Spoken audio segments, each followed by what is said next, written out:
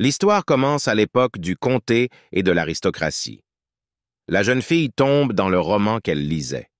Esseuse yeux bleus, semblables à ceux de l'océan, regardait vers l'avant. Esseuse cheveux reposaient sur son visage comme de la soie dorée. La blonde ouvrit la bouche sous le choc et écarquilla les yeux. La jeune fille était allongée presque nue dans le lit de quelqu'un d'autre et essayait de se connecter à la réalité, car tout autour d'elle lui était inconnu. Elle dormait avec un homme qu'elle ne connaissait pas et qui dormait profondément à sa gauche. Dans le contexte de son large corps athlétique, elle paraissait petite. La jeune fille regarda l'homme avec inquiétude et ne bougea pas. Elle était nerveuse, ce qui rendait son regard très sérieux. De fins sourcils clairs se rejoignaient sur l'arête du nez. La jeune fille a mentalement supposé qu'elle s'était endormie en lisant le roman. Alors maintenant, elle fait un rêve lucide. Une fille aux cheveux bruns était allongée sur le ventre dans son lit et lisait un livre qu'elle plaçait sur l'oreiller devant elle pour plus de confort. Elle portait des vêtements de maison, un t-shirt et un pantalon ample. Elle a été surprise de lire les lignes du roman, où elle racontait l'histoire d'une belle-mère cruelle. Le livre était d'une jolie couleur poudrée, et la couverture représentait une dame avec un éventail sur le visage et une robe rouge. Le regard de la jeune fille était très sérieux. Elle tenait le livre à deux mains et essayait de le lire rapidement pour comprendre l'essentiel de l'histoire. La femme aux cheveux bruns était surprise et inquiète par les événements du livre. Le mari était très indigné et lui remit un document à signer sur la dissolution du mariage. Il était vêtu d'un costume sombre et la cravate autour de son cou était ornée d'une broche faite de diamants et de pierres bleues. Dans le lit se trouvait une femme avec des larmes aux yeux qui ne montraient aucune émotion. Elle serra la couverture dans ses bras et disparut peu à peu du poison qui l'avait amenée à perdre son enfant. Elle respirait à peine à cause de la douleur. L'homme qui devint plus tard roi était furieux lorsqu'il découvrit pourquoi sa femme avait perdu son enfant. Il brûla de colère et donna en même temps l'ordre d'exécuter le coupable. Il n'y avait aucune pitié à ses yeux. La femme a été brûlée vive dans le feu, comme une vraie sorcière. Elle s'est battue dans l'agonie, mourant d'une mort terrible et douloureuse dans les bras des flammes. Mais c'est exactement ce qu'elle méritait à cause de ses actes terribles. La jeune fille a lu le livre jusqu'au bout. Soudain, elle eut envie de dormir. Elle pressa le livre contre ses lèvres, toujours absorbée par l'intrigue, mais ses yeux se fermèrent d'eux-mêmes et l'envoyèrent dans les bras de Morphée. Elle était dans un nouveau corps et regardait l'homme qui dormait à côté d'elle. La blonde, qui était déjà une fille, se tourna vers lui. Pendant les premières secondes, il n'a montré aucune émotion, comme s'il attendait son appel. Soudain, il tourna la tête vers la jeune fille et éleva la voix, ce qui lui fit un peu peur, car elle ne s'attendait pas à une réaction, considérant que tout n'était qu'un rêve. Il a maudit qu'elle ne reconnaisse pas son mari tel qu'il était. L'homme se leva du lit et, tournant le dos à la femme, dit qu'il était son mari, le comte Philippe Maurice. Cela ne le dérangeait pas de la regarder, car plus tôt il avait demandé le divorce et maintenant elle ne semble pas le connaître. Il se dirigea vers le centre de la pièce, enfilant sa robe au fur et à mesure. Le comte était nerveux face à la situation et à la présence d'une femme en général. Ses pas étaient larges et confiants, ce qui lui permettait de parcourir rapidement la distance qui le séparait du lit. La femme était enveloppée dans une couverture et regardait le comte sous le choc. Elle a rassemblé les pièces du puzzle dans sa tête et a commencé à comprendre qu'elle était la belle-mère du personnage principal, qu'elle a tué avec du poison selon l'intrigue. Elle s'est plainte parce qu'elle ne voulait pas obtenir un tel rôle. Elle aimerait devenir le personnage principal, mais pas la belle-mère. Des larmes de ressentiment coulèrent des yeux, mais cela ne dura pas longtemps, car le comte réapparut dans la pièce. Le comte Philippe sortit de la douche en frottant ses cheveux humides avec une serviette sombre. Il s'est approché de la femme presque nue et a observé sa réaction. Elle a mentalement changé d'avis sur ce qu'elle pensait être le rôle dans le rêve. Son corps était gonflé, épaules larges, abdominaux en forme. Tout en lui parlait de la beauté d'un vrai homme. Il a calmement dit à la femme que rien ne changerait sa décision de divorcer. Elle se souvient que, selon l'intrigue du livre, l'homme lui avait crié dessus, la faisant pression pour qu'elle signe les papiers du divorce. Il était comme un nuage noir dans le ciel clair derrière l'aura négative qui enveloppait son corps. Elle était assise dans une chemise de nuit et se frottait le menton, essayant de se souvenir de l'intrigue.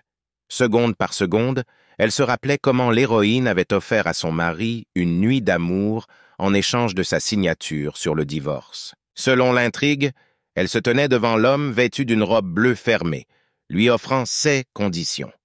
Elle sourit sournoisement, comme si elle manipulait la brune assise au bureau. Les yeux de la femme brillaient de ruse. Devant le comte Philippe se trouvaient les papiers du divorce d'avec une blonde. Il écoutait avec mécontentement les conditions de leur dernière nuit, ainsi que de la première de leur mariage. La jeune fille a montré 2 doigts, qui témoignaient d'une répétition des événements. Entendant de telles pensées, il ferma les yeux et se frotta l'arête du nez. Le comte prit la lettre avec le contrat et dit que la femme n'avait ni conscience ni honte.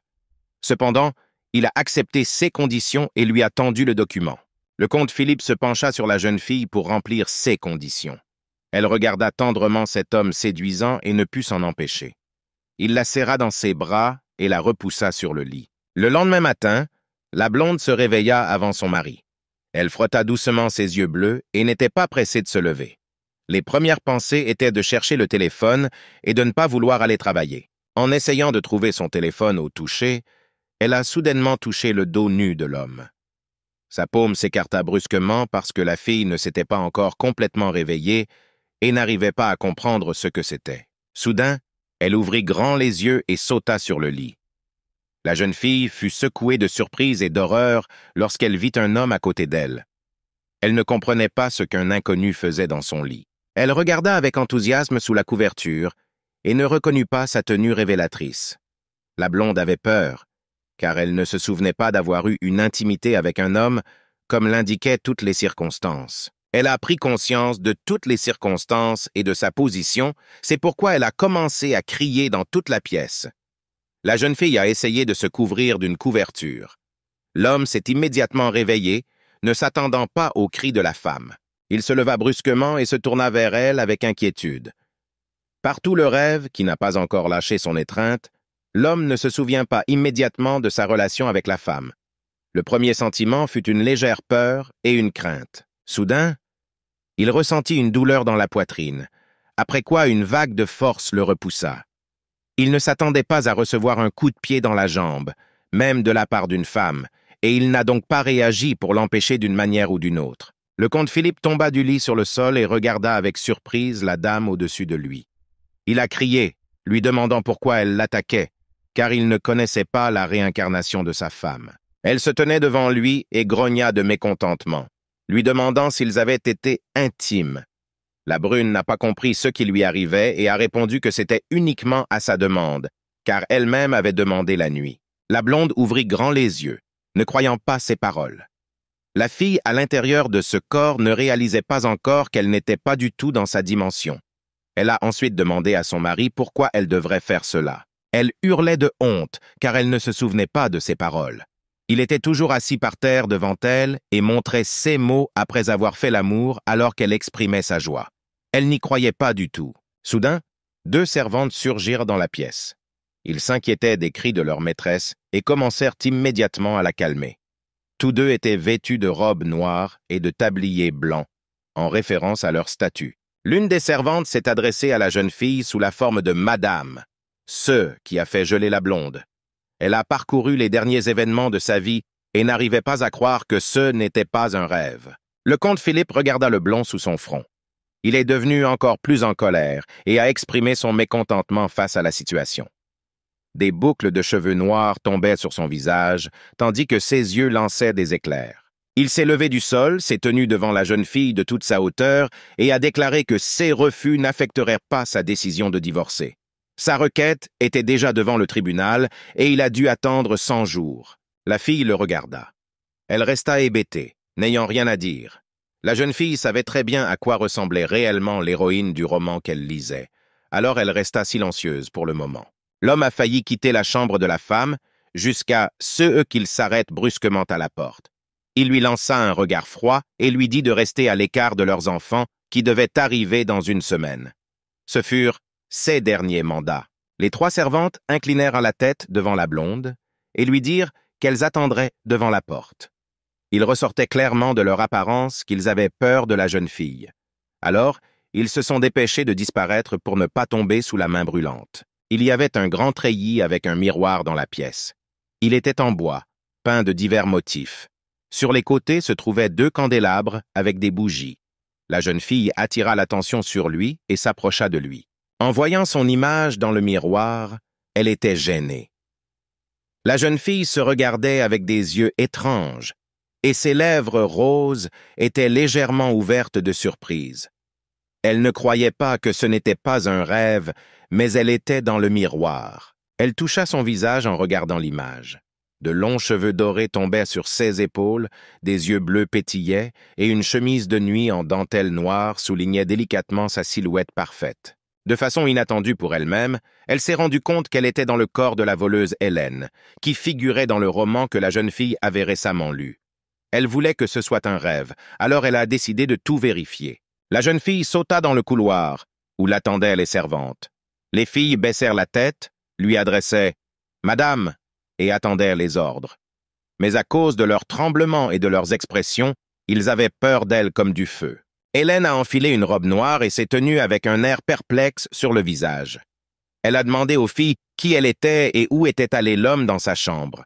Elle remarqua mentalement que sa voix était trop dure. Elle ne se calma pas et demanda avec une nouvelle émotion si elle était bien la comtesse Maurice.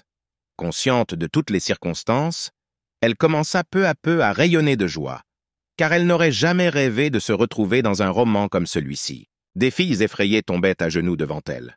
Ils ont beaucoup tremblé et ont demandé pardon, car selon la nouvelle, les papiers du divorce étaient déjà au tribunal. Il s'agit donc d'Hélène Bourbon, la fille du duc de Renoir. Elle a décidé que jusqu'à ce qu'elle comprenne toutes les circonstances de sa situation, il ne fallait pas montrer que quelque chose avait changé en elle. Par conséquent, elle a décidé d'être excessive et impolie, comme l'héroïne est décrite dans le livre. Après avoir été impolie envers les femmes de chambre, elle s'est retournée et est retournée dans sa chambre. La blonde pensait dans son esprit qu'elle était trop impolie avec eux, même si elle portait le statut de voleuse de romans, comme c'était nécessaire. Elle ferma les yeux avec lassitude et expira lourdement.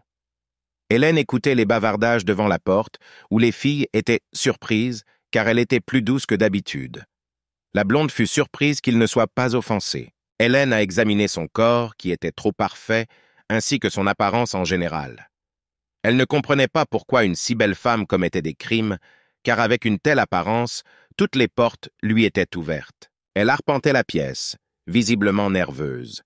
La jeune fille a réfléchi à quoi et comment elle devait faire pour que cette fois, elle ne soit pas exécutée, comme cela était prescrit dans l'intrigue du roman. La jeune fille réfléchit à son plan d'action, dont la priorité était d'établir des relations avec les servantes. Elle voulait tout changer, et le passage aux femmes de chambre serait pour elle gagnant-gagnant dans un premier temps.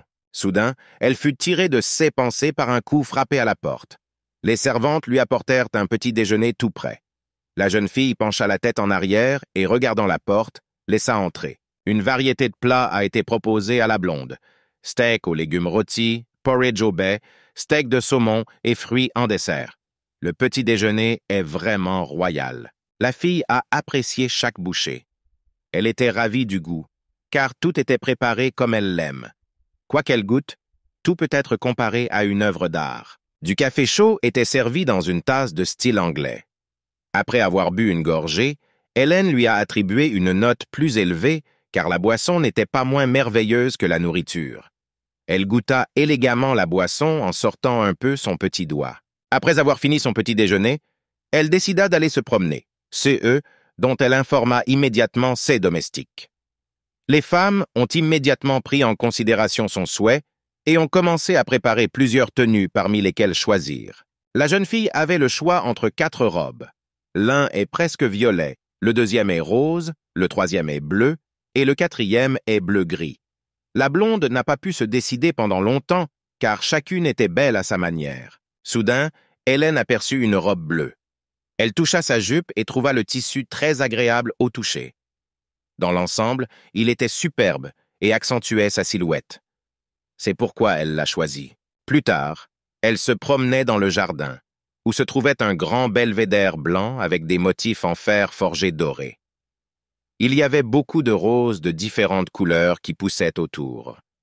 C'était un endroit calme et romantique pour se détendre. La jeune fille semblait flotter dans le jardin, admirant sa beauté. Sur sa robe se trouvait une cape avec de la dentelle dorée. De plus, Hélène portait un chapeau à fleurs roses et bleues. Le gars se tenait debout dans un tablier vert et avec des cisailles de jardin à la main. Il était jardinier et s'occupait des plantes. Au moment où la jeune fille l'a vu, il était en train de découper la forme de buissons décoratifs. Lorsque leurs regards se croisèrent, il arrêta instantanément ce qu'il faisait et la regarda sous le choc, comme s'il décidait de ce qu'il devait faire dans cette situation. Hélène le regardait étrangement, ne comprenant pas une telle réaction. Lorsque le jardinier s'est enfui habilement du jardin sans même se retourner, l'expression de la jeune fille a changé. Elle semblait offensée et peut-être se sentait-elle abandonnée, car à son avis, le garçon avait peur d'elle à cause de son comportement. Soudain, la jeune fille entendit une voix inconnue derrière elle. Elle regarda sournoisement autour d'elle et regarda avec surprise l'invité qui se tenait derrière elle. Il lui proposa d'appeler le jardinier si elle le voulait. C'était un beau jeune homme avec de longs cheveux roux et de merveilleux yeux verts comme des saphirs. Il souriait avec bienveillance, tenant l'épée qui était sur ses hanches. Ses vêtements étaient en velours rouge. Lady Hélène gardait les yeux fixés sur lui. Elle ne savait pas qui il était, alors elle lui demanda gentiment à ce sujet. La jeune fille avait l'air calme, mais ses yeux parlaient de l'anxiété qui couvait dans son âme. Le garçon posa la main sur son cœur et répondit avec un gentil sourire qu'il s'appelait Mild Iregov. Il a ajouté qu'il protégeait la jeune fille depuis l'âge de 10 ans. Il la regardait avec respect et admiration, car il était son humble chevalier. Il se rapprocha d'Hélène et rougit un peu. L'homme lui a demandé de ne plus plaisanter sur ce sujet, car de tels cas s'étaient déjà produits auparavant. Elle le regardait avec indifférence, choisissant ses mots. Pendant quelques minutes, elle se replongea dans ses pensées, se rappelant l'intrigue du livre. Selon le scénario, ce type était son ombre et son nom n'était mentionné qu'une seule fois au tout début du roman. Hélène s'est soudainement détournée de son mari et s'est éloignée. Elle ne voulait pas lui parler et essayait d'agir comme la fière voleuse de romance qu'elle était. Il la suivit sans reculer. Elle s'arrêta brusquement et tourna de nouveau la tête vers le garçon. Son expression était irritée. La jeune fille lui a demandé pourquoi il la suivait. Le garçon se leva et répondit calmement au ton grossier. Il se leva de toute sa hauteur et afficha un sourire satisfait, se couvrant de rougeur.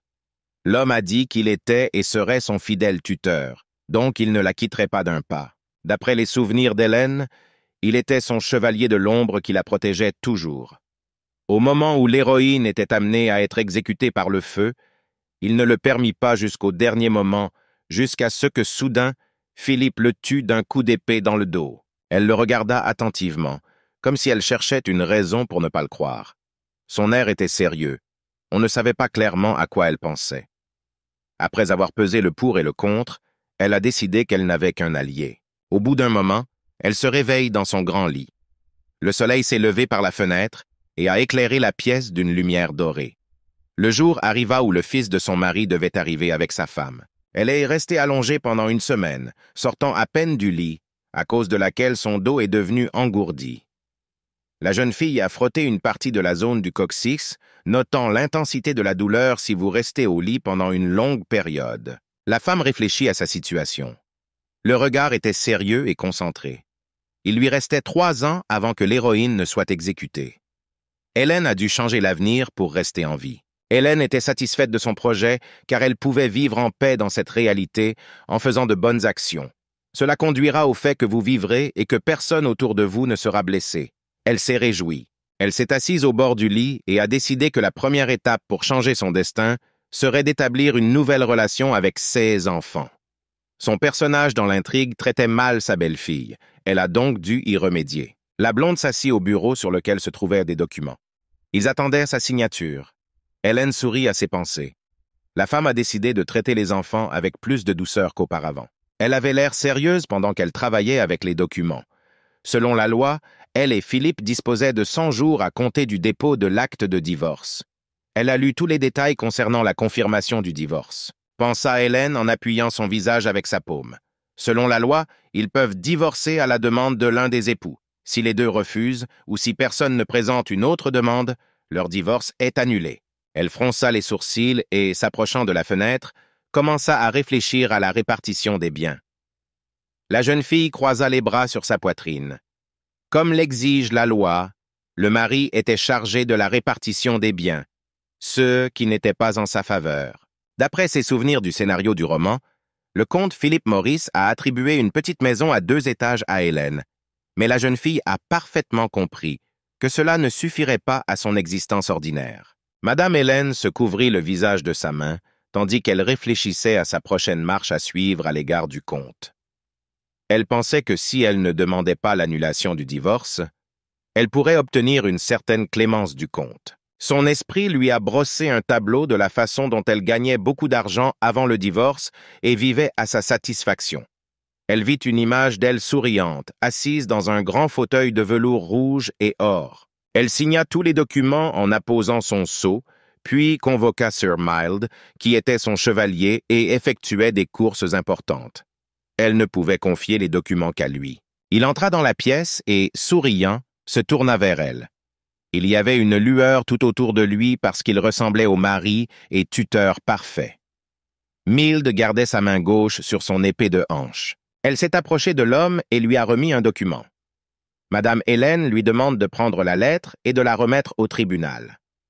L'homme se tenait près du bureau et écoutait sa demande. Il prit les 3 documents dans ses mains et les parcourut rapidement.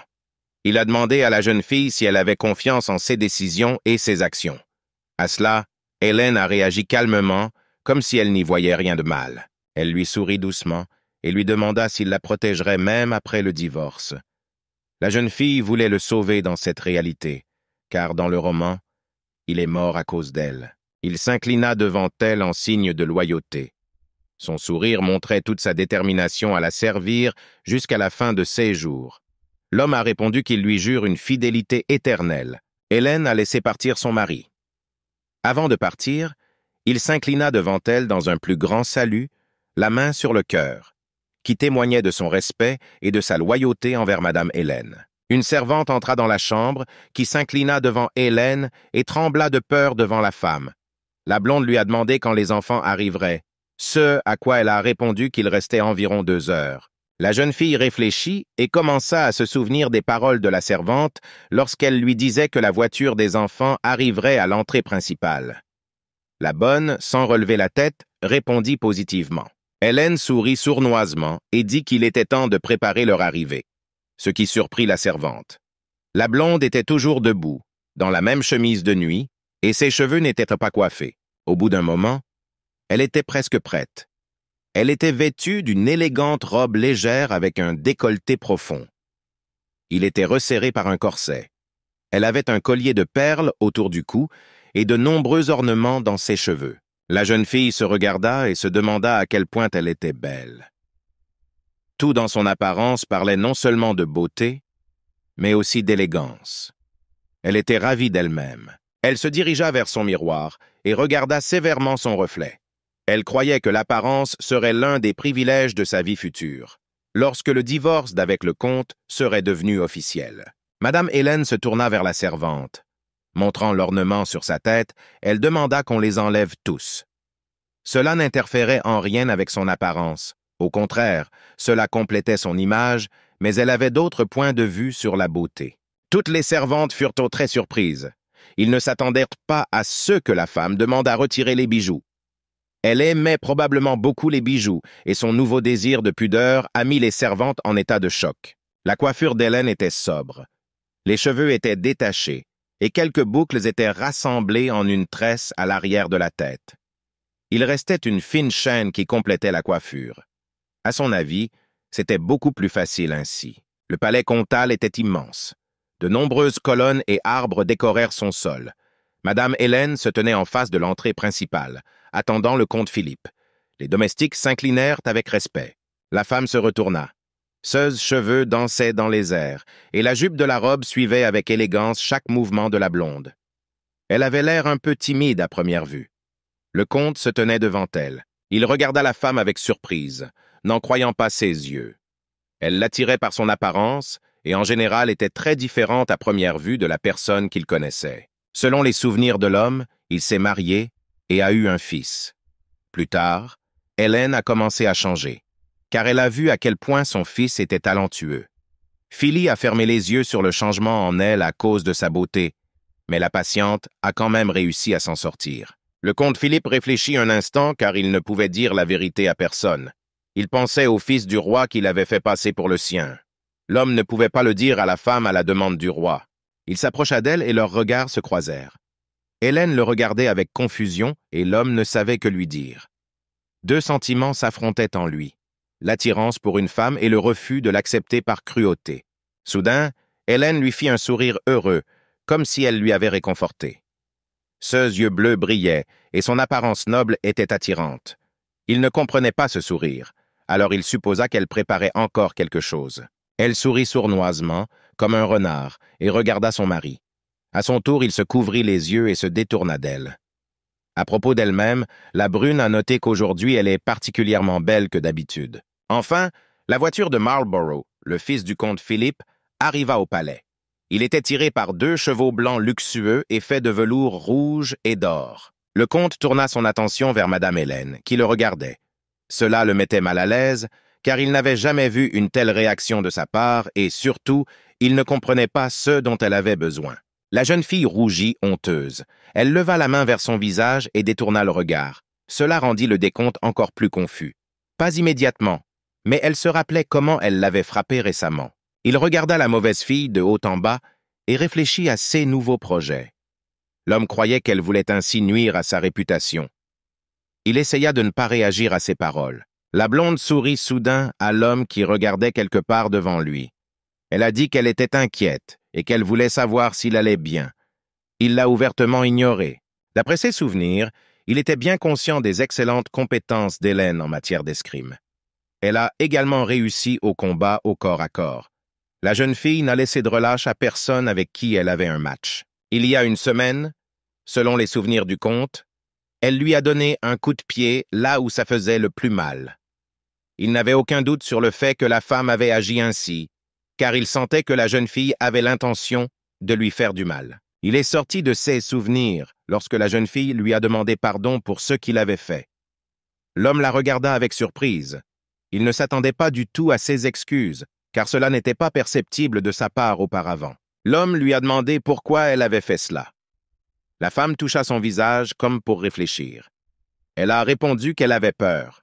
Le comte ne s'attendait pas à une telle réponse. Il la regarda sous le choc. Madame Hélène a dit qu'hier soir, elle avait oublié depuis un moment ce qui s'était passé, et c'est pour cela qu'elle était si calme à l'égard de son mari. Le comte Philippe ne pouvait pas bouger. Il ne comprenait pas comment on pouvait oublier quelque chose au milieu de la nuit. Il se souvenait qu'elle-même insistait sur l'intimité et qu'elle était satisfaite. L'homme lui rappela à haute voix ce qu'elle lui disait à ce moment-là. Il se couvrit légèrement la bouche, comme s'il pensait aux circonstances de cette nuit-là. Soudain, la femme devint très indignée et rougit de honte. Elle était gênée d'entendre des mots dont elle ne se souvenait pas, car à ce moment-là, son âme n'était pas dans son corps. Elle éleva la voix vers l'homme. Les serviteurs, hommes et femmes, qui se trouvaient à l'arrière-plan du couple noble, faisaient semblant de ne rien savoir de la situation. Certains regardèrent de côté, d'autres ne savaient pas où étaient les yeux des enfants. De façon inattendue pour lui, Philippe éleva la voix plus fort en direction de la femme.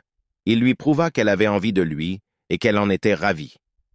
Le brun toucha sa poitrine au niveau du cœur avec sa main, confirmant ses paroles. Incapable de résister à la tension d'une telle franchise, la blonde attrapa la veste de l'homme et le tira brusquement. Il pouvait à peine rester debout, car il avait presque perdu l'équilibre à cause de la surprise. Elle l'attira plus près et, serrant les dents de honte, commença à lui murmurer à l'oreille qu'il était un pervers s'il en parlait si librement. Le comte perdait généralement sa vigilance et ne comprenait pas la femme. Il essaya de dire quelque chose en réponse, jusqu'à ce qu'elle continue soudainement à chuchoter, couvrant déjà ses lèvres avec sa paume pour que personne ne puisse comprendre ce qu'elle disait de ses lèvres. Cela a encore plus fait dérailler le décompte. Philippe réfléchit à ses paroles et à sa réaction. L'homme ne comprenait pas pourquoi elle avait tant changé, car avant elle disait une chose, mais maintenant elle nie tout. Il a décidé que cela pourrait être un mensonge pour ne pas rompre avec lui. Finalement, la voiture de Marlborough et de sa femme s'arrêta devant l'entrée principale. Le gars a soigneusement aidé la jeune fille à sortir du véhicule. Elle portait une belle robe bleue et blanche, et le garçon portait une camisole blanche. La jeune fille avait l'air retenue. Ses cheveux étaient tressés dans une tresse ordinaire et une fine chaîne complétait l'image de son visage. L'homme blond aux yeux bleus regardait sa jeune épouse avec ravissement. La jeune fille regarda le jeune couple et remarqua d'elle-même quelle belle fille elle avait. Elle s'est rendue compte qu'Hélène avait très mal agi dans l'intrigue, alors maintenant elle doit tout arranger. Le couple marié se rapprochait de leurs parents quand Hélène s'est fixée pour objectif de soutenir sa belle-fille et son beau-fils de toutes les manières possibles, car les enfants ne méritaient pas le mal que l'héroïne avait fait auparavant. Madame Hélène se tourna vers sa belle-fille prénommée Lila. À première vue, l'expression du visage de la blonde était terrible et effrayante. Son sourire était trompeur, laissant présager le pire. Lila se figea en regardant sa belle-mère. Elle avait peur de la femme, comme en témoignent ses yeux dans lesquels tout était écrit. La jeune fille sourit faiblement et attendit la prochaine réaction de la femme. Soudain, Madame Hélène ouvrit les bras pour un câlin, s'éclaira de joie et se précipita vers sa belle-fille.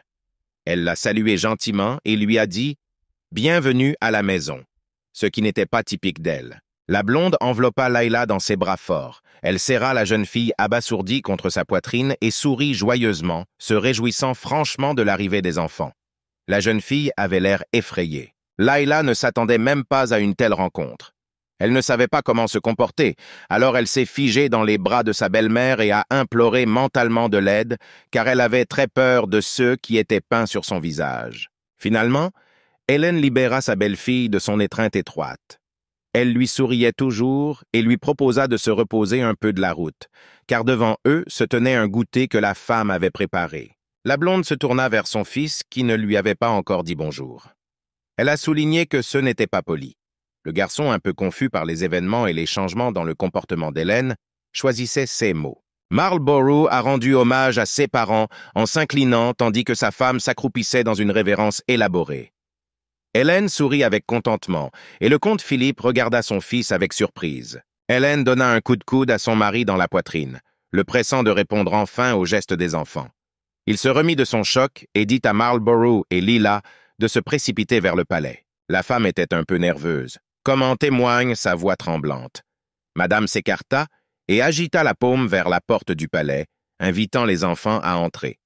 Elle a essayé d'être hospitalière. Le comte Maurice observait la femme comme s'il était quelqu'un qu'il ne connaissait pas auparavant. Il n'avait aucune idée de pourquoi elle avait tant changé et quelles pensées elle avait en tête. Il la suivit et réfléchit à certains de ses projets. Marlborough n'était pas moins choqué que les autres, regardant en direction de Madame Hélène. Ses yeux bleus étaient en état de choc, s'ouvrant presque 2 fois plus grands. L'homme voulait savoir ce qui s'était passé alors qu'il était loin de chez lui. Lila ne se sentait pas à sa place. Comme elle avait peur de la femme, le changement soudain d'humeur et d'attitude de la blonde effraya encore plus la jeune fille. Elle suivit silencieusement tout le monde jusqu'au palais. Au bout d'un moment, la famille était assise dans le salon spacieux. Les meubles étaient de couleur chocolat et la grande table du milieu était en bois. Les jeunes mariés étaient assis en face de leurs parents, attendant une conversation. Une servante âgée entra dans le salon. Il a apporté une montagne de cadeaux que Marlborough et Lyle ont apportés avec eux. De nombreuses boîtes de différentes tailles et formes étaient emballées dans du papier de couleur. Helena regarda derrière son mari et lui sourit. Elle a fleuri sous mes yeux comme une rose printanière. La femme a rappelé que selon le complot, Domingos était censé mourir. Elle voulait lui faire du mal et lui sauver la vie. La jeune fille a rappelé l'intrigue du roman, où le serviteur Domingos a dû mourir 3 fois à la suite d'accidents. Elle voulait le prévenir. Mais elle ne savait pas comment, car elle aurait alors un air étrange, parlant de l'avenir. Elle leva les yeux vers l'homme et lui demanda s'il allait acheter de l'huile de chamel. Elle savait que le premier accident serait d'acheter du beurre, alors elle a prudemment décidé de l'amener à lui parler. L'homme fut surpris par ses paroles, car c'était exactement ce qu'il avait prévu. Il la regarda et lui demanda comment elle était au courant. Son visage était dessiné avec de légères rides, et de légères ecchymoses étaient visibles sous ses yeux. Hélène a commencé à l'avertir qu'il pourrait rencontrer un voleur, et qu'il devrait donc envoyer quelqu'un d'autre. Elle a également ajouté qu'il pourrait entrer en collision avec un cheval. Elle a également mis en garde contre toute communication avec des inconnus. Domingos la remercia et s'inclina légèrement. Selon sa réaction, il ne croyait pas la jeune fille. Elle le regarda sérieusement, mais comprit que c'était exactement ce qu'il pensait. Elle toucha pensivement son visage lorsqu'elle apprit que l'homme allait acheter de l'huile de chamel au magasin Renoir. Elle commença à se rappeler si c'était son nom de jeune fille. Le comte Philippe demanda si c'était la compagnie de son frère. Une femme était assise à côté d'elle, les bras croisés sur la poitrine. Ses sourcils se rejoignent sur l'arête tordue de son nez. Le domestique se tenait derrière et était toujours surpris. Elle se demandait si elle avait un frère. C'était une nouvelle pour elle. Philippe observait sa réaction et ne savait pas comment réagir, car il était très étrange qu'elle ne se souvienne pas de son frère. Elle voulait s'éloigner de la question et ne pas poursuivre le sujet de ses proches. Elle tourna rapidement son attention vers la montagne de cadeaux. Grandes boîtes, petits paquets, jaune-vert, tous différents et d'apparence merveilleuse. Layla s'assit timidement et regarda le dialogue des aînés. Elle croisa le regard de sa belle-mère, qu'elle dirigea vers les cadeaux. La fille n'a pas reconnu Hélène, car elle se comportait complètement différemment. Dans le roman que lisait l'héroïne, il parlait d'un cadeau de Marlborough et Lila, un petit coffret avec un modeste cadeau, que l'ex-Hélène a pu critiquer. La nouvelle version d'Hélène sourit aux enfants. Elle attendait un cadeau et se promettait de faire preuve d'un maximum de plaisir, quoi qu'il arrive. Elle voulait changer le monde qui l'entourait, alors elle a commencé par elle-même. Layla était gênée et baissa les yeux. Elle lui tendit le cadeau et espérait que sa belle-mère et son beau-père seraient tous deux satisfaits. La jeune fille attendait une mauvaise réaction, même si elle essayait de se faire discrète. Hélène a déballé son cadeau et était heureuse. C'était une élégante robe de chambre bleu foncé. Ses manches étaient amples et la fine ceinture était presque invisible, ajoutant au charme de la robe. Les yeux bleus de la femme brillaient comme des étoiles de joie. Elle se réjouit à haute voix du cadeau, remarquant à quel point il était doux et beau. La femme ne pouvait pas le quitter des yeux, tant elle l'aimait. Elle tenait la robe près de son corps et la faisait tournoyer, pour voir à quoi elle pourrait ressembler. La robe était longue, descendait jusqu'au sol et pouvait à première vue ressembler à une robe élégante. Hélène était heureuse comme une enfant. Lorsque le moment d'excitation d'Hélène fut un peu calmé, elle s'approcha de Layla et la remercia de tout son cœur. La femme sourit avec contentement et dit qu'elle porterait la robe avec grand plaisir. La jeune fille la regarda avec surprise, comme si elle cherchait une astuce dans les mots. Layla ne s'attendait pas à une si bonne réaction et s'est adressée avec hésitation à la femme en l'appelant « mère », après quoi elle a dit que c'était un plaisir de lui plaire. La blonde prit la paume de sa belle-fille dans la sienne et, avec un sourire chaleureux, lui dit combien la fille avait travaillé dur, alors elle devrait se reposer. Elle a ajouté que Layla pouvait se sentir chez elle. Layla était émue. Des larmes de joie et de gratitude coulaient dans ses yeux clairs. Petit à petit, la jeune fille a commencé à percevoir sa belle-mère d'une manière nouvelle. Elle gardait les yeux fixés sur la femme, ce qui éveillait en elle de nouveaux sentiments. Marlborough et le comte Filio étaient perplexes. Le comte se posait beaucoup de questions dans son esprit, et le garçon, à son tour, ne pouvait rien exprimer sauf sa bouche grande ouverte de surprise. Madame Hélène a parlé au nom de Marlborough et a ordonné à Layla de dire à la femme si le garçon l'avait offensée de quelque manière que ce soit. Elle tourna brusquement la tête vers les hommes, ce qui fit grimacer le comte. Layla était ravie. Philippe décida de briser l'atmosphère parfaite et interrogea le serviteur sur son cadeau. Il essayait ainsi de se remettre de la situation qui venait de se produire. Le serviteur Domingos plaça une boîte dans un emballage violet devant le comte. Il s'excusa d'avoir presque oublié de lui remettre la boîte. Philippe a réagi calmement, car cela n'arrive à personne. Les enfants préparèrent une robe pour l'homme, comme ils l'avaient fait pour Madame Hélène. C'étaient des robes doubles, mais celles des hommes étaient un peu sobres.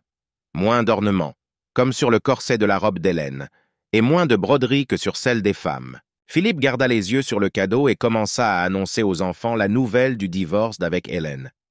Il a dit qu'ils avaient demandé le divorce il y a une semaine et qu'ils ne pourraient donc pas porter cette robe. Layla et Marlborough bondirent de leur siège. Ils ont demandé à leurs parents avec surprise. La jeune fille gardait ses mains près de ses lèvres, car aucune d'entre elles n'était prête à affronter une nouvelle aussi grave. Il ordonna que les deux robes soient enlevées et rangées, car lui et sa femme ne les portèrent pas pour le moment. Hélène était en colère parce qu'elle avait espéré porter cette robe et qu'il n'avait pas à décider à sa place. Ils ont eu une dispute, au cours de laquelle elle a dit qu'elle s'en fichait s'il le porterait, mais que ce cadeau était important pour elle. Il a commencé à dire que cela ne changerait rien à la décision de divorce, et elle s'en fichait. Il ne s'attendait pas à ce qu'elle réagisse si calmement au divorce et pensait qu'elle ferait tout pour le faire changer de décision. Elle a dit calmement qu'il n'était pas nécessaire de se réjouir à l'avance. Elle regarda son mari d'un air sombre et lui proposa de lui donner le peignoir s'il n'en avait pas besoin. Surpris, Philippe a répété qu'il ne le rendrait pas, car c'était un cadeau à emporter avec elle. Elle a changé sa colère en pitié et a demandé à nouveau, car il avait dit qu'il ne porterait pas de robe. La femme ne comprenait pas à quoi menait le décompte et pourquoi dire une chose puis changer la décision. Il sourit sournoisement et répondit qu'elle était trop heureuse. Frappez-la avec la même phrase et laissez-la y réfléchir.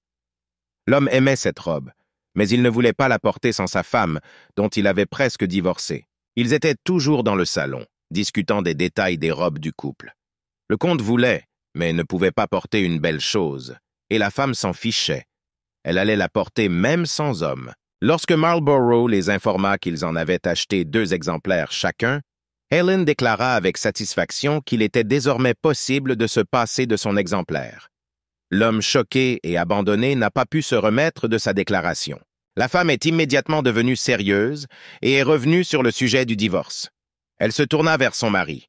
Le regardant dans les yeux, elle lui a demandé de lui trouver une belle maison après le divorce, pas une maison à 2 étages. Philippe a été pris dans ses projets, mais a commencé à répondre qu'il n'avait rien dit à la femme concernant l'indemnisation après le divorce.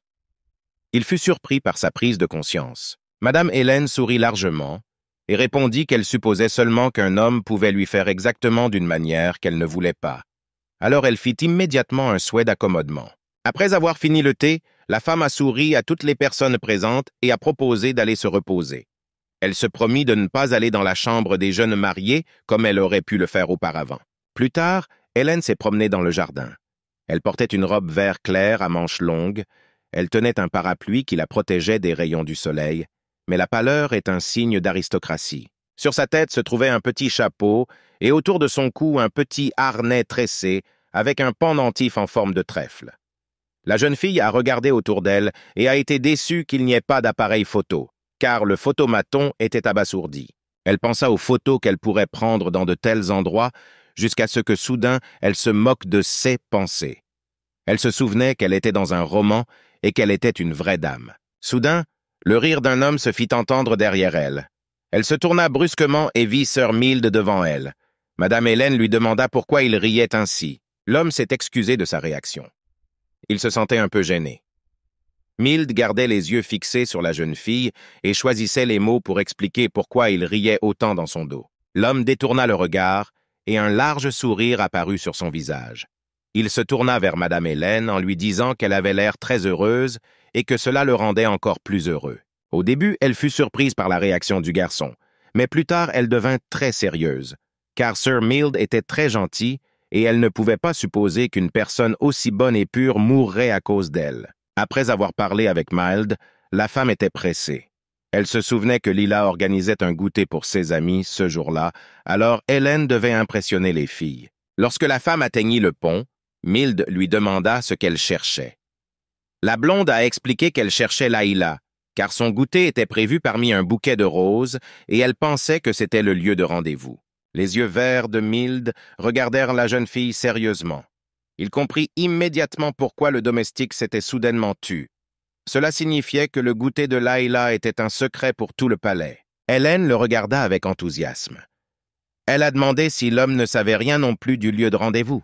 Elle a commencé à s'inquiéter du fait qu'on lui avait donné des informations incorrectes. La femme détourna le regard et réfléchit aux actions de l'héroïne. Elle ne pouvait même pas imaginer ce que l'ancienne version d'Hélène ressentait à l'égard de Laïla, qui avait caché le lieu de rendez-vous avec ses amis. Madame Hélène a demandé à Mild s'il pouvait deviner où Lila tenait la réunion, ce à quoi il a répondu sans hésitation que la seule option serait l'arrière-cour du palais. La jeune fille s'est couverte d'un parapluie pour se protéger du soleil et a regardé le garçon. Confuse, elle a demandé si c'était vraiment l'arrière-cour. Mild a répondu que les amis de Laïla étaient des roturiers, donc le goûter avait lieu juste là. Elle rejeta ses cheveux d'un air de défi et, se couvrant les yeux pendant une seconde, donna l'ordre de la conduire vers les filles. Elle n'aurait pas dû manquer le rendez-vous de Layla avec ses amis. La femme voulait subvenir aux besoins de sa belle-fille. La femme a commencé à se souvenir de l'histoire originale, où Helen est venue à la réunion et a déclenché une bagarre. Selon cette version, on pourrait se demander pourquoi Layla ne voulait pas du tout que la femme apparaisse. Helen du roman était plus sombre qu'un nuage par mauvais temps. Elle avait l'air mécontente des filles assises dans le belvédère en train de prendre une tasse de thé. Elle était agressive et désireuse de tout démolir autour d'elle. Lorsque Madame Helen retourna à la table, Layla se mit à verser des larmes de désespoir. Elle avait honte devant les filles et ne comprenait pas pourquoi sa belle-mère la détestait autant et la traitait si cruellement. Madame Helen, dans la nouvelle version, a souri et a décidé qu'elle viendrait saluer les filles pour qu'il n'y ait pas de tension entre elle et Layla, car la blonde voulait vraiment se lier d'amitié avec sa belle-fille. Comme Sir Mild l'a dit, la route menant au lac n'était pas proche. Alors lui et Madame Helen se sont promenés dans le jardin pendant qu'ils allèrent chez les filles. Ils souriaient de satisfaction parce que c'était une excuse pour passer plus de temps avec Helen. Sur le chemin vers le belvédère où se trouvait Lila, ils rencontrèrent soudain deux servantes portant des paniers de pique-nique. Ils n'ont pas immédiatement remarqué la comtesse, alors ils ont marché calmement jusqu'à ce que Kaelin leur demande où ils allaient. Les femmes ont baissé la tête de peur devant la femme et ont commencé à inventer des excuses pour ne pas être punies ou révéler le secret de Layla. Hélène demanda ce qu'il y avait dans les paniers et ordonna de les ouvrir. Pas immédiatement, mais les servantes exécutèrent la commande. Le panier contenait des gâteaux de première qualité au goût varié. L'un est du citron avec de la crème fouettée, l'autre est des mini-gâteaux aux fraises et au chocolat, le troisième est des sandwichs aux fraises. La comtesse Maurice tendit la main aux femmes pour qu'elles leur remettent les paniers. Elle a souri et, avec de l'excitation dans les yeux, a dit qu'elle apporterait elle-même les bonbons à Layla, car elle allait dans cette direction. Les servantes ne voulaient pas donner les paniers, car ils étaient lourds. Ce à quoi la femme sourit, regarda Mild et lui dit qu'il l'aiderait. L'homme sourit avec contentement en regardant la comtesse. Le lac, près duquel Lila a organisé un rendez-vous avec ses amis, avait l'air magique. C'était limpide, entouré de roseaux et de nénuphars. Une petite maison décorative complétait la beauté. Lorsqu'ils s'approchèrent du belvédère, ils entendirent le rire d'une jeune fille. Sir Mild a demandé s'il avait besoin de parler aux filles de la visite d'Hélène, ce à quoi elle a répondu qu'elle n'était pas venue en visite officielle. Elle continua son chemin et choisit mentalement les mots à dire à tout le monde. Elle se tendit, répétant les mots justes sur elle-même qui ne provoquèrent pas de réaction négative de la part des filles, car elle comprenait que tout le monde avait peur d'Hélène. Soudain, Hélène entendit Layla la défendre devant les filles. La femme ouvrit grand les yeux, car elle ne s'attendait pas à quelque chose de pareil. Elle s'est arrêtée et a commencé à écouter davantage. Sir Mild marchait derrière, quand soudain Hélène se tourna vers lui et lui fit signe de se taire. L'homme s'arrêta brusquement, ne comprenant pas ce que la femme écoutait soudainement. Hélène a contourné le belvédère, où il ne pouvait pas la voir, et a commencé à espionner ce qui se passait à l'intérieur. Le belvédère entier était couvert de fleurs. Il était donc difficile de trouver une petite fenêtre d'observation. Il y avait 4 filles à l'intérieur, dont Layla elle-même.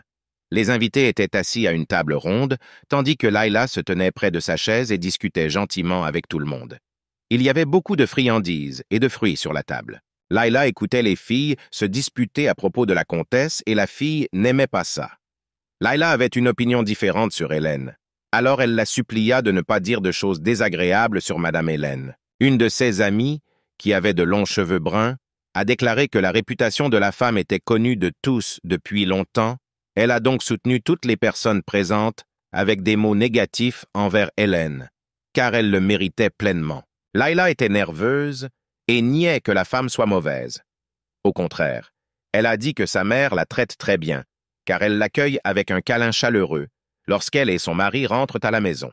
Les filles ont ri des paroles de l'hôtesse. Ils se souvinrent des paroles d'Hélène sur la bienvenue en enfer. Par conséquent, ils ne pouvaient pas imaginer que quelque chose puisse changer chez la blonde. Layla était assise tendue devant les invités. La fille est devenue un peu triste. Elle a dit à ses amis qu'elle n'avait pas encore gagné l'approbation de sa belle-mère. Il peut donc sembler à tout le monde que leur relation est tendue, même si la femme a changé d'attitude. La deuxième amie de Layla, qui était assise dans une robe verte et avait des cheveux courts châtain clair, a soudainement interrogé la jeune fille sur sa nuit de noces. L'amie n'a pas hésité et a demandé directement. Layla était gênée, ne s'attendant pas à une question aussi maladroite. Ses yeux s'écarquillèrent et ses joues commencèrent à rougir de honte, car de tels sujets ne devaient pas être discutés par les dames, pas même entre elles. La jeune fille était persistante. Elle s'est rapprochée de Layla et a commencé à la presser de questions sur tous les détails de son histoire d'amour avec son mari. Layla était confuse et ne voulait pas parler de telles choses. D'autres filles ont commencé à faire pression sur l'hôtesse en raison de la manipulation de leur amitié. L'un d'eux a demandé avec mécontentement s'il n'était pas possible de partager avec des amis, et l'autre a répondu que Layla n'avait pas d'amis à part eux. Madame Hélène, qui entendait tout cela, se mit en colère. Elle ne pouvait pas croire que ses filles traitaient ainsi la belle Layla et osaient se moquer ainsi de sa belle-fille. Layla sourit aux filles qui leur demandèrent si elles pouvaient prendre la robe pour elles-mêmes. Elle était très gentille, alors elle a acheté CS robes comme cadeau pour chacune des filles. L'un des amis a commencé à devenir arrogant et a demandé si Layla avait autre chose à offrir. Cette jeune fille pensait que l'hôtesse pouvait leur donner ses bijoux, car sa belle-mère ne la laissait pas les porter. Layla était très gentille, mais elle était choquée par de telles déclarations. Elle ne s'attendait pas du tout à cela de la part des filles et ne savait pas comment réagir correctement, car elle pliait beaucoup le bâton. La jeune fille a commencé à insister encore plus et a suggéré que pour Layla, les bijoux sont plus importants que les amis. Elle ne veut donc pas les donner. Layla devint encore plus nerveuse, prouvant que ce n'était pas le cas. Finalement, Hélène n'a pas pu supporter un comportement aussi honteux de la part des filles et s'est rendue au belvédère. C'était inattendu pour toutes les personnes présentes, même si l'apparence de la femme était assez spectaculaire. Tous les trois furent surpris et leurs corps devinrent engourdis. On pouvait lire l'horreur et le désespoir dans les yeux de chacun.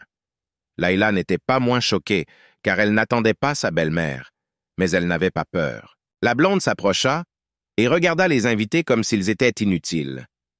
Elle a fait remarquer qu'elle était heureuse de les voir passer du temps, mais il n'y avait aucune trace de joie sur son visage. Au contraire, la femme était furieuse. Les filles sautèrent brusquement de table et s'inclinèrent devant la comtesse Maurice. Ils tremblaient comme une feuille de tremble sur un arbre, car ils connaissaient toute la cruauté de la femme et n'avaient aucune idée de ce qu'elle ferait. Confuse, Lila s'inclina devant Madame Hélène. Elle baissa la tête devant elle et s'adressa à elle avec respect. La jeune fille ne savait pas comment réagir à une telle visite et la femme a demandé à se retirer. Hélène a jeté un regard sournois aux filles et leur a dit qu'elle avait apporté un gâteau pour le goûter et qu'elle voulait saluer amicalement tout le monde, mais elle a changé d'avis. Son visage montrait à quel point elle détestait ses copines. Hélène a commencé à crier aux filles qu'elle les entendait parler de manière irrespectueuse de Lila. Elle a vu comment elle la traitait à cause de sa gentillesse. La femme a attrapé les bonbons et a commencé à crier après les filles insolentes. Tous les trois étaient complètement dans le bon sens et tombèrent rapidement au sol. Ils ont supplié de ne pas les punir et de leur faire preuve de miséricorde. Une à une, les filles ont dit qu'elles avaient tort et se sont à nouveau excusées. Elle se tenait comme un nuage sombre au-dessus des filles, tenant toujours le parapluie. Elle s'est tournée vers eux en leur disant qu'elle voulait être amie avec eux, mais qu'ils étaient insolents et ne le méritèrent pas. La blonde ne voulait pas pardonner aux enfants. Alors elle a pris le panier avec le reste des bonbons et a dit que sa belle-fille n'avait pas besoin d'amis comme ses filles. Elle balança le panier pour le lancer sur les filles. Soudain, elle a été arrêtée par des mains d'hommes qui serrèrent sa taille fine par derrière. Elle resta sous le choc, incapable de bouger. Madame Hélène laissa tomber le parapluie et le panier. Elle s'adressa à son chevalier par son nom et lui ordonna de la laisser partir. L'homme la tenait par la taille, la soulevant légèrement au-dessus du niveau du sol, ce qui l'empêchait de trouver un support pour les coups. Il s'est avéré que c'était le comte Maurice qui le détenait. La femme commença à se tortiller dans ses bras, essayant de se libérer. Hélène a insisté pour que les filles apprennent, mais son mari ne l'a pas laissé partir. Lorsqu'elle entendit la voix de l'homme l'apaiser, elle tourna la tête sous le choc. La femme ne s'attendait pas à le voir ici. Ses yeux bleus étaient grands de surprise. À la surprise d'Hélène, il la jeta par-dessus son épaule gauche comme un jouet et l'éloigna du belvédère. Il lui a dit qu'il avait tout vu. Elle était non seulement choquée par la situation, mais aussi très indignée. Elle fit de son mieux pour se libérer, mais il la tenait fermement.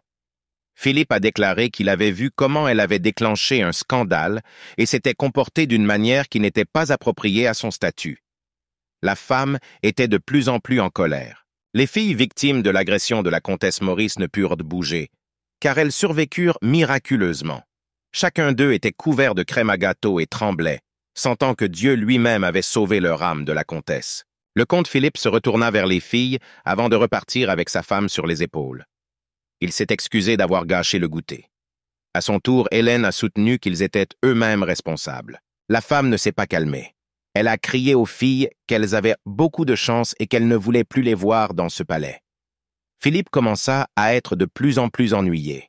Il la supplia de se calmer. Philippe a porté la femme debout uniquement dans sa chambre. Avec indignation, elle croisa les bras sur sa poitrine et détourna le regard, mécontente. Elle était très en colère contre les filles et un peu contre le comte qui la dérangeait. Madame Hélène a expliqué qu'elle essayait cette fois d'être polie avec Layla. Les sourcils de la femme étaient sur l'arête de son nez en raison de son mécontentement. Le comte était ironiquement d'accord avec elle, comme s'il croyait en sa sincérité. Il a regardé sa femme et a dit qu'elle n'avait pas le droit de dire quoi que ce soit après avoir fait un tel gâchis lors du goûter de Layla. L'homme ne voulait pas voir la vérité, même si elle était devant lui. Il quitta sa chambre, la laissant seule. Elle le supplia de l'écouter, mais Philippe ne voulut pas l'écouter. En général, il ne croyait pas un seul mot de ce qu'elle disait, donc il n'avait pas l'intention d'écouter. Debout devant la porte, il tourna la tête vers la femme et lui lança un regard sévère avec des yeux sombres. Il lui a finalement dit qu'il réglerait la situation lui-même. L'incrédulité était évidente sur son visage. Hélène sauta vers la porte lorsqu'elle entendit un étrange clic. Elle vérifia la poignée et réalisa qu'il l'avait verrouillée. Elle a commencé à frapper la porte avec ses mains, exigeant qu'on la laisse sortir. À sa grande surprise, Philippe a déclaré que c'était pour la sécurité des femmes de chambre. La femme a demandé avec indignation qui, selon lui, toucherait les servantes. Elle commença à bouillonner de rage. L'homme a dit que cela s'était déjà produit, après quoi il est parti. Hélène serra les dents de colère et insulta le comte comme un imbécile si, ne connaissant pas toute la vérité, il décidait de faire ce qu'il voulait. 1 heure plus tard, il revint. Hélène lui a immédiatement demandé s'il avait découvert que les amis de Layla avaient vraiment été impolis avec elle. L'homme s'est tenu calmement devant la femme et a dit que chacun avait sa propre version. La femme expira lourdement après avoir appris la version des filles et de Layla. Elle était mécontente que sa belle-fille continue de protéger ses soi-disant amis.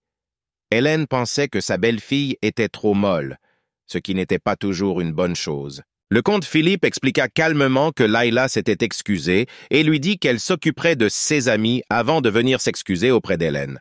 Il avait l'air fatigué par les événements survenus dans le belvédère. Madame Hélène leva fièrement le visage et annonça qu'il fallait désormais trouver de vrais amis à sa belle-fille et non les cochonneries qui étaient au goûter. La femme était déterminée. Philippe la regarda avec perplexité, même s'il avait l'air fatigué. Il a demandé si la femme plaisantait, car à son avis, elle fait d'abord une chose, puis une autre, ce qui est étrange. À la grande surprise d'Hélène, il expliqua que c'était elle qui avait tout fait pour chasser tous les nobles amis que Layla avait eus auparavant, laissant la jeune fille presque seule. Elle a accompagné l'homme qui a quitté sa chambre. Elle n'était pas satisfaite des événements récents, alors elle a décidé de quitter cette maison très bientôt. La femme s'est fixée pour objectif de trouver un logement. La voiture d'Hélène roulait dans la rue où se trouvaient les maisons que le comte avait choisies pour elle. Milde s'assit devant et conduisit les chevaux. La jeune fille portait une robe verte et un parapluie bleu et blanc qui la protégeait du soleil. Ils avaient déjà vu 9 maisons sur 10. Enfin, il y avait celui qu'Hélène recevait du comte dans le roman selon l'intrigue. Mild et Hélène regardèrent le bâtiment moisi avec mécontentement. Il y avait beaucoup d'ordures et de sans-abri dans la rue où Hélène était censée vivre après le divorce. Les gens s'allongeaient simplement sur le sol brut et se couvraient de chiffons qui ressemblaient presque à des couvertures. Le quartier était si pauvre que la femme a tout de suite compris. Ils allaient essayer de les voler. Lorsqu'ils croisèrent les hommes allongés au sol, ils se relevèrent immédiatement et suivirent la femme. Elle ne s'est pas enveloppée, réfléchissant à ce qu'elle devait faire dans une telle situation. La femme ne pouvait pas comprendre s'ils allaient la provoquer et Mild à un conflit ou s'ils essaieraient toujours de la voler. 3 hommes en haillons se sont presque approchés des héros. Ils étaient satisfaits, attendant une proie facile, car le couple avait l'air aristocratique et abondant. Et ces gens n'avaient pas vu de nourriture normale depuis longtemps. La femme avait peur de n'avoir nulle part où aller, car les rues étaient trop étroites. Elle réalisa avec horreur qu'ils devraient se battre avec ces sans-abri. Un frisson parcourut son corps. Soudain, Madame Hélène reprit son calme. En regardant Sir Mild, elle se calma un peu, sachant qu'ensemble, ils pourraient se défendre. L'homme était généralement calme et ne montrait aucune émotion. De façon inattendue pour la femme, les hommes ont laissé tomber les bouteilles et se sont enfuis avec la peur qui se lisait sur leur visage. Ils étaient si effrayés, comme si devant eux se trouvait non pas un couple de personnes ordinaires, mais un animal sauvage. La comtesse et son chevalier restèrent stupéfaits. En un instant, il ne restait plus personne dans la rue à part eux-mêmes.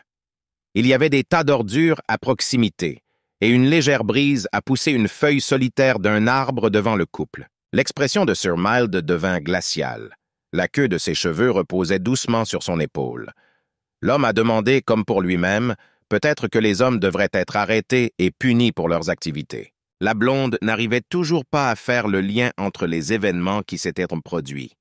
Elle resta stupéfaite lorsque l'homme à côté d'elle lui expliqua qu'elle était une comtesse, la propriétaire de C. Esther. C'est pourquoi elle avait peur. Se remettant du choc, elle continua son chemin dans la rue.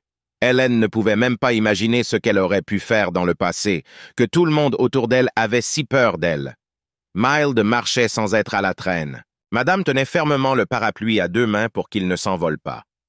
Elle sortit dans une rue lumineuse où une femme était assise sur le trottoir. La comtesse ne lui prêta aucune attention, alors elle faillit passer à côté. Soudain, un petit garçon assis à côté de la femme se tourna vers la blonde. Ils étaient pauvres, mais ses yeux bleus montraient le véritable trésor d'une âme d'enfant. Il a demandé à la femme un morceau de pain. C'était étrange pour sa mère d'entendre qu'une personne noble se promenait dans ces régions.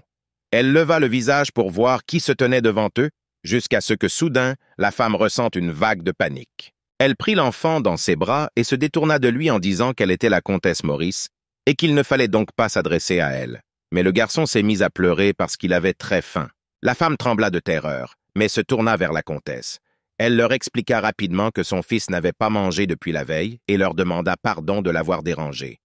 L'enfant a obéi à la mère et a également demandé pardon. Hélène a décidé qu'elle ferait comme si elle ne les avait pas vus. Elle croyait que de cette façon, elle ferait mieux pour elle-même. La femme se retourna et marcha plus loin dans la rue. Mild observa sa réaction. Soudain, Hélène s'arrêta. Après quelques secondes, elle revint et lança à la femme quelques pièces d'or et lui dit de se dépêcher avant que quiconque ne voie son argent. La femme a été très choquée par un tel geste de la part de la comtesse Maurice, car elle n'avait jamais fait une chose pareille. Les mains de la mère étaient tendues vers les pièces d'or qui tombaient, ce qui pourrait suffire à nourrir l'enfant. La femme était non seulement choquée par une telle générosité, mais aussi très reconnaissante.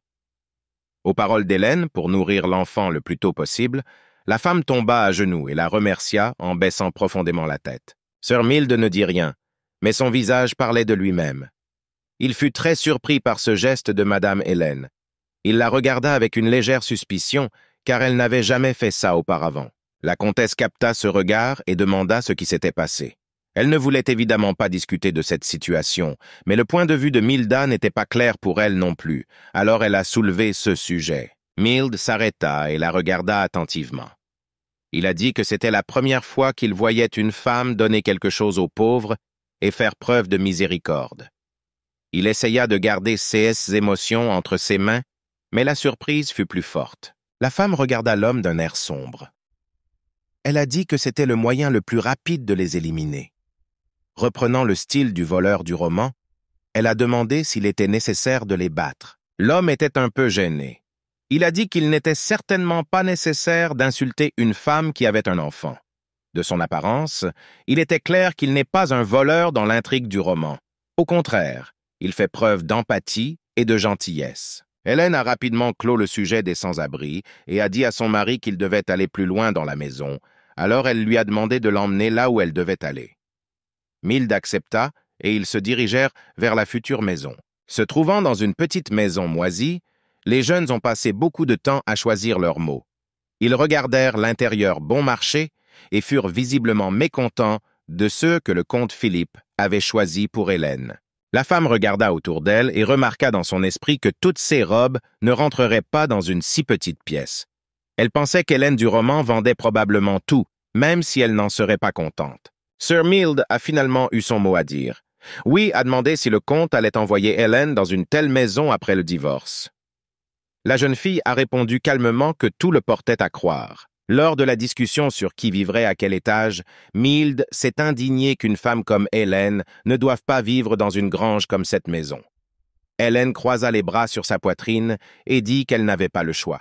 La femme soupira lourdement et dit à Mild de s'occuper du déménagement dans une nouvelle maison. Elle a tout décidé elle-même il y a longtemps, cela n'avait donc aucun sens pour elle de repenser quoi que ce soit. Mild a essayé de la convaincre que la femme repenserait au divorce. Il estimait qu'elle avait déposé des documents au tribunal trop rapidement pour ne pas faire reculer les événements. Mais elle lui a dit qu'elle avait tout décidé. L'homme avait l'air bouleversé. Il ne souhaitait pas que la comtesse Hélène vive dans de telles conditions. Il la considérait comme une aristocrate, pas comme une roturière vivant dans une maison moisie. Mild reçut l'ordre de partir. Au bout d'un moment, sa calèche traversa les larges rues de la ville. Sur la gauche se trouvait une petite place réservée aux loisirs. Il y a des maisons similaires dans les environs. Certains pour le logement, d'autres pour les affaires. Hélène a dit à Mild qu'à l'avenir, leur maison serait située au centre de la ville. Il se demanda pourquoi elle avait dit cela, ce à quoi la femme répondit qu'il avait promis de ne pas changer de travail et qu'il vivrait donc avec elle. L'homme était très heureux de cette nouvelle. Il était d'accord avec les paroles de la comtesse concernant la vie commune, car il n'avait vraiment pas l'intention de divorcer. Il lui a juré un jour qu'il la protégerait toujours pour que cela n'arrive pas. En un instant, la femme tourna son attention vers les gens qui marchaient sur le trottoir. Ils portaient tous des masques bleus, ce qui suggérait des pensées stupides. Elle n'a pas exprimé ses sentiments à Milda. Plutôt, elle avait dit au majordome de ne pas aller chercher l'huile seule, comme il l'avait prévu. Elle lui ordonna d'emmener des serviteurs avec lui et de se méfier des personnes portant des masques bleus. Il a remercié et accepté. La comtesse conduisit et pensa qu'aujourd'hui était le jour où, selon l'intrigue du roman, le majordome était censé sortir de la ville chercher du beurre. Elle prévoyait de visiter la boutique Madame Ede, où se rendait Domingos. Elle était déterminée à sauver la vie d'une personne. Elle a demandé à Mild jusqu'où c'était et lui a dit de se préparer à se rendre à la boutique vers 4 heures, juste après le dîner. Madame Hélène et Sir Mild se tenaient au milieu de la rue. Les habitants se promenaient et ne prêtaient aucune attention aux aristocrates.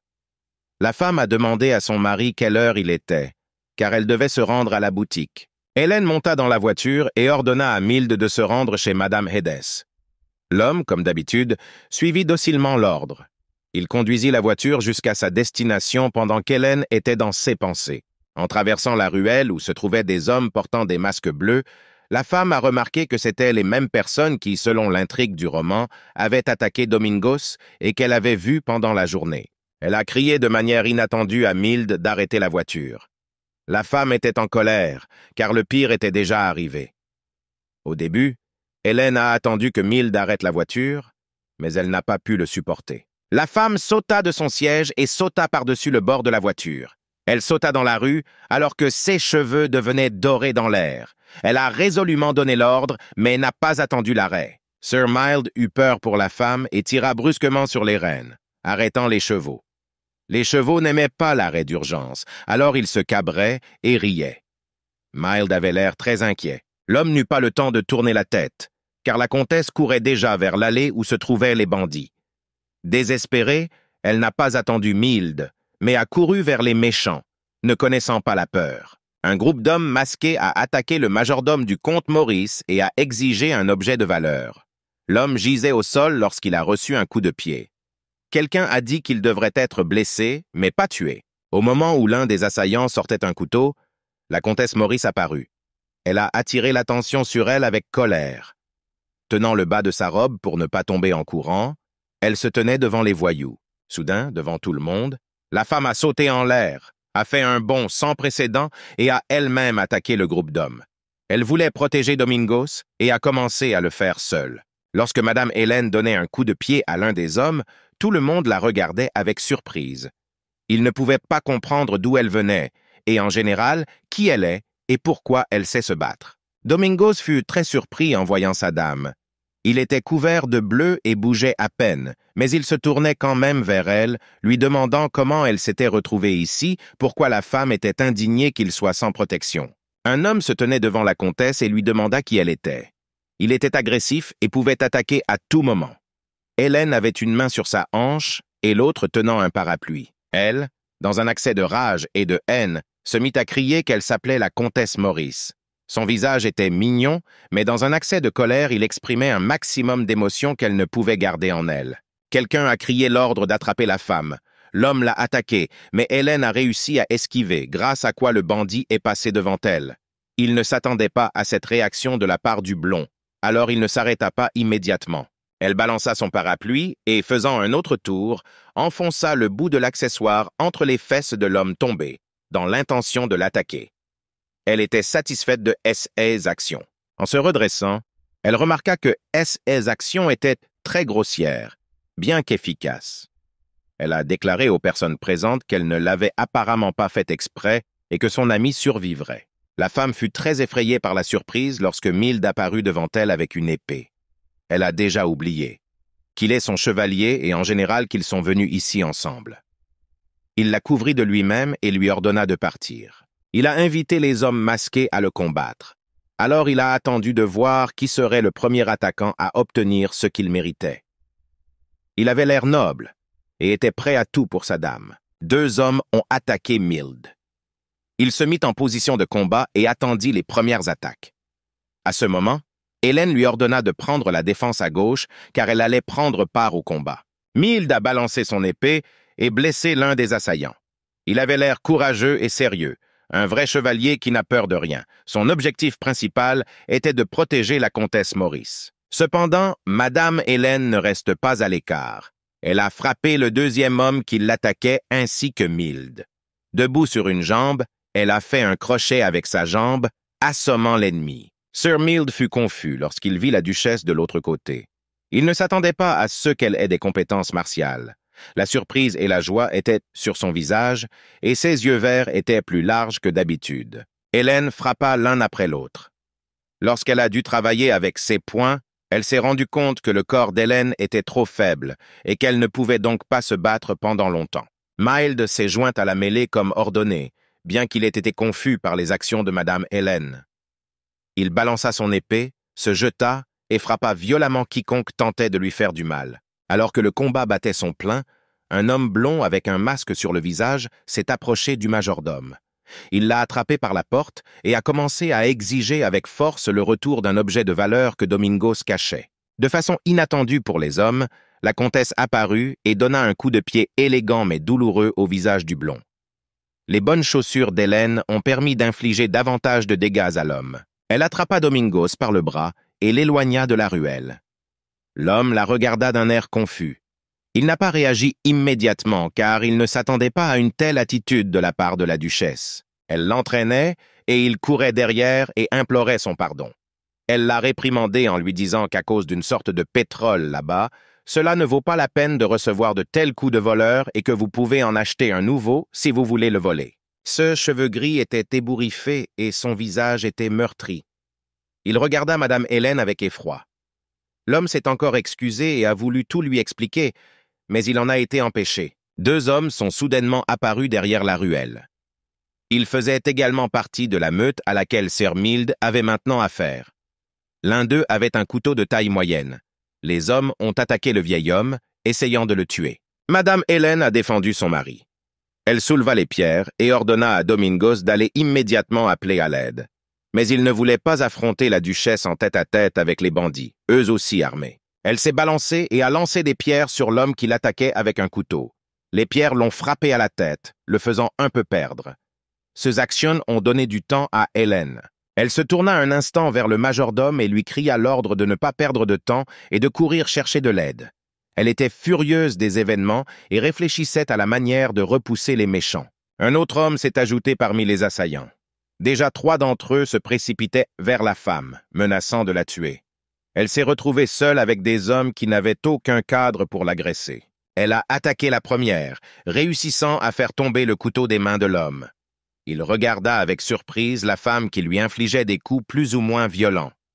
L'homme ne pouvait rien faire, car Hélène était plus intelligente. Sir Mild fut très effrayé pour la duchesse lorsqu'il vit qu'il avait attaqué et comment. Il lui a crié de s'enfuir. Tout ce qu'il obtenait en retour, c'était qu'elle ne le laisserait pas mourir dans cette dispute. Connaissant le taekwondo dans sa vie antérieure et étant capable de se défendre, Hélène a réussi à faire face aux attaquants. Aucun des hommes ne pouvait l'approcher et lui faire du mal.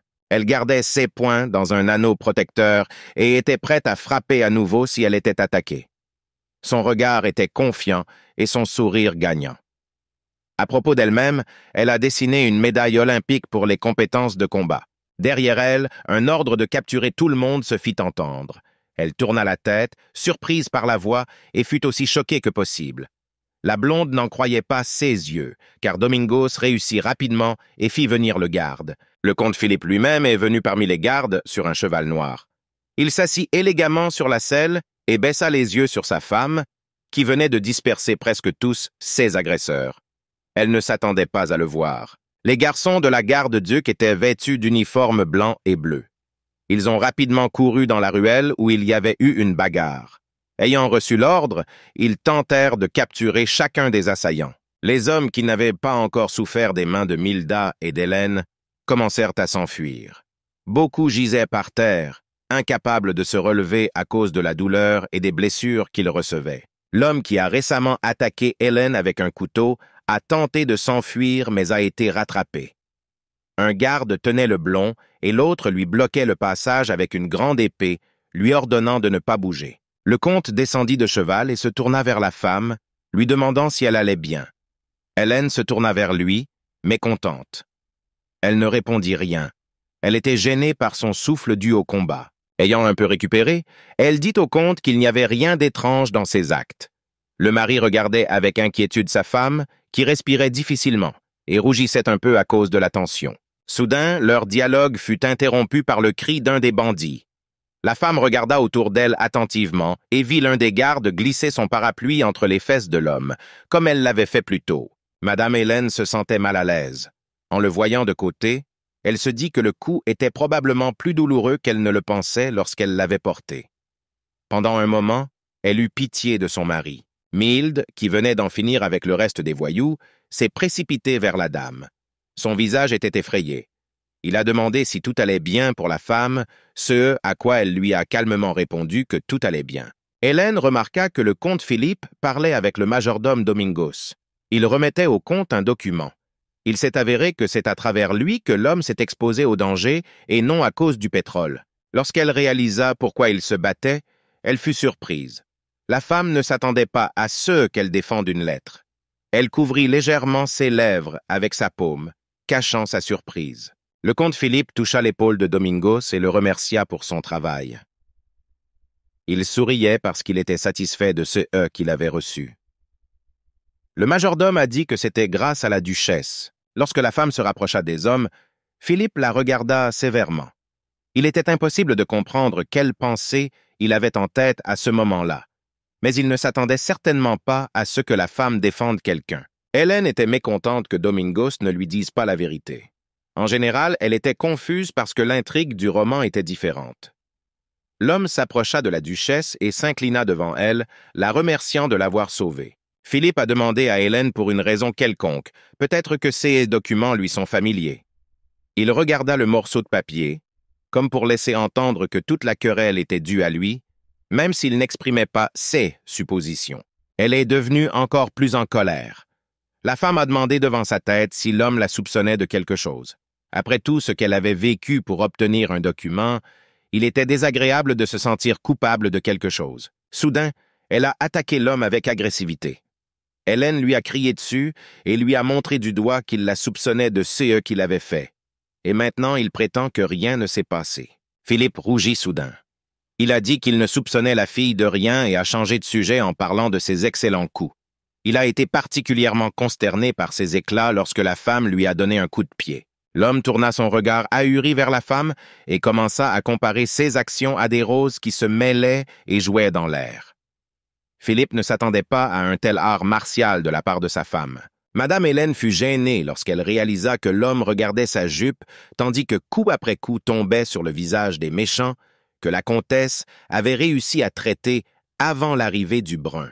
De façon inattendue pour Philippe, elle lui tourna le dos et dit qu'elle quitterait cet endroit en premier. Il l'a complimentée, et la femme a réagi d'une manière complètement différente à laquelle il ne s'attendait pas. Soudain, elle ressentit une douleur dans les jambes. Étant donné que le corps d'Hélène du roman était plus faible face à de tels stress que l'héroïne elle-même dans sa vie réelle, ses pieds tremblaient à chaque pas et donnaient de la blancheur. Il est probable que les deux jambes aient été gravement touchées par les coups. Sir Mild l'a remarqué et a déclaré que la femme devait se rendre de toute urgence à l'hôpital. Il s'inquiétait pour elle, alors il remarqua tous les détails de son apparence et de son état. Surtout s'il s'agit de santé.